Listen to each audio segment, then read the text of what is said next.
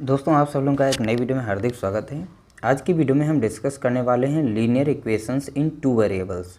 Exercise ले रहे हैं 4.1। ठीक है, क्वेश्चन नंबर 1 है the cost of a notebook is twice the cost of a pen. Right a linear equation in two variables to represent this statement.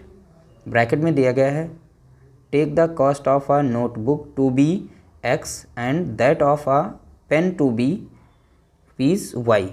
ठीक है, तो एक्स और वाई के रूप में लिखना है। तो यहाँ पर हम इसे सॉल्व करेंगे। सॉल्यूशन नंबर इसका देखेंगे, क्वेश्चन नंबर 1 है। ठीक है, तो इसका आंसर हो जाएगा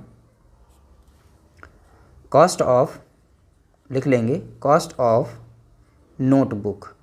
ठीक है, नोटबुक इक्वल है किसके, बताया गया कॉस्ट ऑफ पेन। अब यहाँ पर बताया गया था ब्रैकेट में कि x और y में, तो नोटबुक की कॉस्ट जो है x में रिप्रेजेंट करेंगे और पेन की जो है y से करेंगे। तो पहली बात यहाँ पर समझना है ट्वाइस है। तो क्वेश्चन में बताया गया था cost of a notebook is twice. तो नोटबुक जो है ट्वाइस है किसकी, twice the cost of pen. तो कॉस्ट ऑफ पेन की ट्वाइस है, तो यहाँ पर 2x लिख देंगे। ठीक है, क्या हो जाएगा 2x हो जाएगा। तो 2x हो गया हमारा। तो नोटबुक को रिप्रेजेंट करना था x से, तो मैंने कर दिया x से। 2 तो फार्मूले का है। कॉस्ट ऑफ अ पेन किससे रिप्रेजेंट करना था, y से, तो मैंने y से कर दिया। ठीक है, इस तरीके से लिख दिया। उसके बाद क्या करना है, इसे देखो, इसको शॉर्ट फॉर्म में इससे लिख लेते हैं 2x या 2y, x equal to 2y के रूप में लिख लेते हैं यहाँ पर। ठीक है, अब इस टर्म को हम इधर भेज देते हैं, तो हो जाएगा x, अब ये प्लस में है दोनों, तो इधर रहेगा -2y इज इक्वल टू 0। अब ये लीनियर इक्वेशन बन चुकी है। ठीक है, लीनियर इक्वेशन हमारी हो गई इन टू वेरिएबल्स। टू वेरिएबल्स हो गए, एक ये वेरिएबल हो गया, एक ये वेरिएबल हो गया। तो हमारा आंसर फाइनली आ चुका है। अब हम क्वेश्चन नंबर 2 की तरफ बढ़ेंगे। क्वेश्चन नंबर 2 जो दिया गया है, express the following linear equations, question number 2। ठीक है, क्वेश्चन नंबर 2 सॉल्व करेंगे। Express the following linear equations in the form of ax plus by plus c is equal to 0। ठीक है, and indicate the value of a, b and c in each cases. ठीक है, तो ये equation यहाँ पर दी गई है लीनियर इक्वेशन, और इस इक्वेशन में a, b और c जो उपयोग किए गए यहाँ पर हैं, तो इन सभी की वैल्यू बतानी है क्या क्या है। जो क्वेश्चन नंबर 2 है, तो उसमें पहला प्रश्न दिया गया है 2x plus 3y equal to 9.35 और एक बार लगा हुआ इस तरीके से। ठीक है, तो इसमें a, b और c की वैल्यू कैसे निकालेंगे। तो सबसे पहले ये इक्वेशन आनी चाहिए ax plus by plus c equal to 0। तो इस यहाँ पर जो इक्वेशन दी गई है, इसको इस फॉर्म में चेंज करेंगे। तो इससे पहले अरेंज करते हैं। तो 2x तो चलो सही लिखा हुआ है, और 3y यहाँ पर, ये पूरा टर्म जो इधर है प्लस में है, तो इधर ले आते हैं तो माइनस में हो जाता है, -9.35 बार इज इक्वल टू अब 0।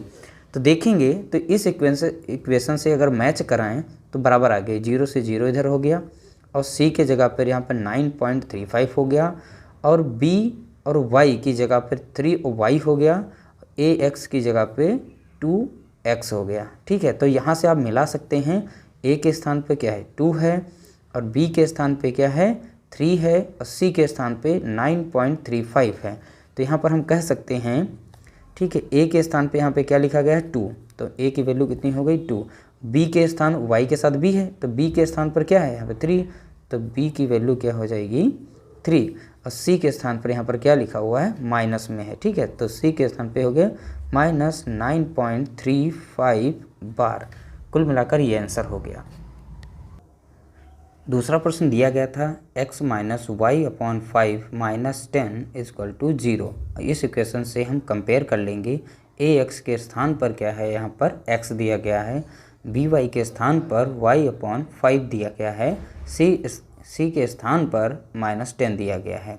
यहाँ पर a की वैल्यू और b की वैल्यू और c की वैल्यू बतानी है। ठीक है, तो ध्यान रखना यहाँ पर ए एक्स लिखा है, एक्स है यहाँ पर, तो एक्स के साथ में जब कोई नंबर नहीं होती है तो उसके साथ 1 माना जाता है, ठीक है। तो इसके साथ 1 है यहाँ पर, ठीक है। तो ए की वैल्यू क्या हो जाएगी, एक्स के साथ क्या है यहाँ पर 1 है, तो ए की वैल्यू हो गई 1। जब कोई नंबर नहीं होता तो 1 होता है, तो 1 हो गया हमारा। और बी वाई, तो y के साथ में क्या है यहाँ पर नंबर ये दिया गया है, यहाँ पर -y/5, इसको हम ऐसे भी लिख सकते हैं, आप लोगों को लिख के दिखा देते हैं। जैसे -y/5 दिया है, इसको ऐसे भी लिख सकते हैं -1/5 इंटू y, ठीक है। तो y से जब मल्टीप्लाई करेंगे तो यही नंबर मिल जाएगा आपको, ठीक है। तो यहाँ पर हम कह सकते हैं कि -1/5 नंबर जो है y को मल्टीप्लाई कर रहा है। और c के स्थान पर क्या है यहाँ पर 10, तो c के स्थान पर -10 दिया गया है, ठीक है। तो कुल मिलाकर सभी की वैल्यू मैंने यहाँ पर निकाल ली है। क्वेश्चन नंबर 3 जो है दिया गया है -2x + 3y = 6 दिया गया है, ठीक है।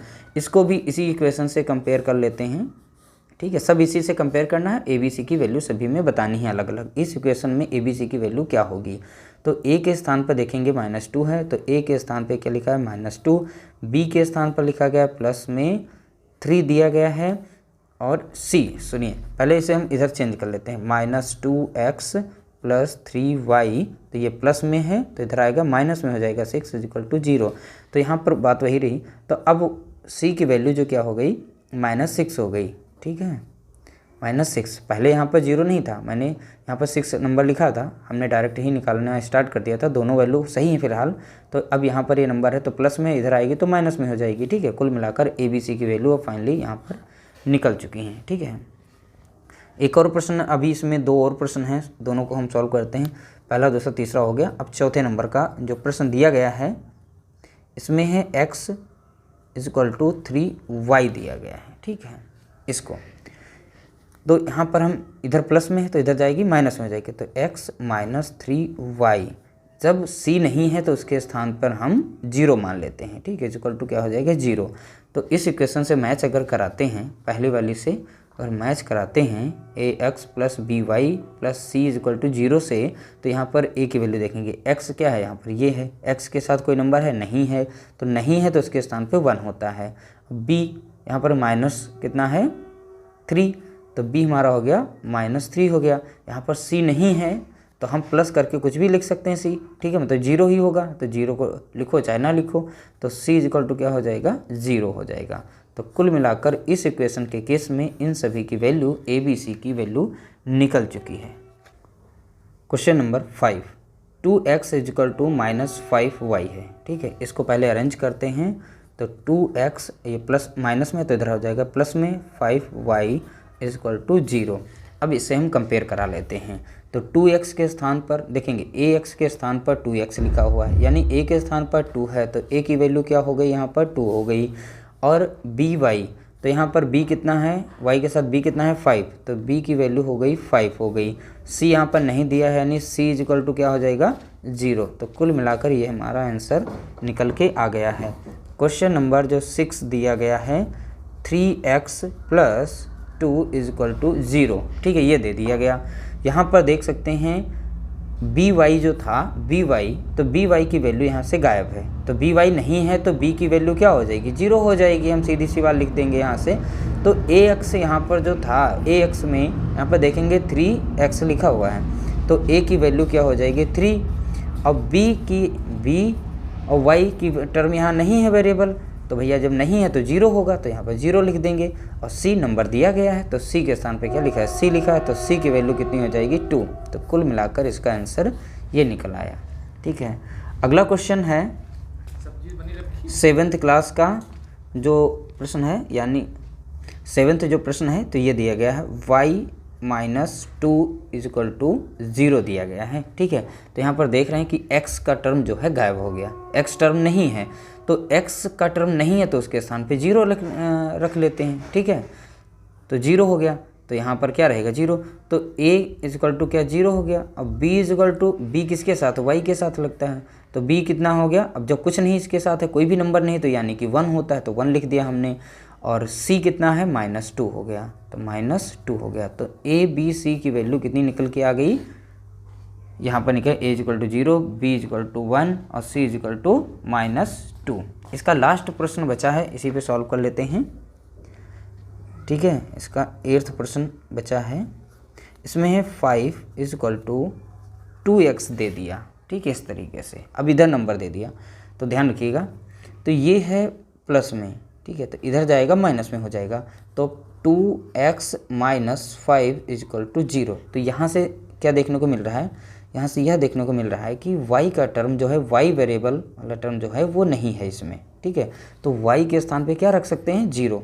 ठीक है, तो यहाँ पे हम 0 रख सकते हैं। ठीक है, तो हमारा a कितना हो जाएगा, 2 हो जाएगा, अब b कितना हो जाएगा, a हो गया हमारा 2, अब b कितना हो गया हमारा, b का कुछ नहीं है तो 0 रहेगा, और c कितना हो जाएगा हमारा, c हमारा -5 दिया गया है यहाँ पे टर्म। तो कुल मिलाकर आंसर इसका निकल के आ गया है a equal to 2, b equal to 0, c equal to -5 दिया गया है। तो जितने भी प्रश्न थे बारी बारी से आप लोगों को हमने सॉल्व करा दिए हैं, सभी के आंसर भी बता दिए हैं। ठीक है, उम्मीद करते हैं आप लोगों को ये छोटी सी एक्सरसाइज जो मैंने सॉल्व की है आप लोगों को पसंद आई होगी और अच्छे से समझ में भी आ गया होगा, और अच्छे से देखेंगे तो आपको सारा सबको समझ में आ जाएगा। ठीक है, और नेक्स्ट वीडियो में मिलेंगे आप लोगों के साथ नए टॉपिक के साथ। तब तक के लिए नमस्कार, जय हिंद, जय भारत।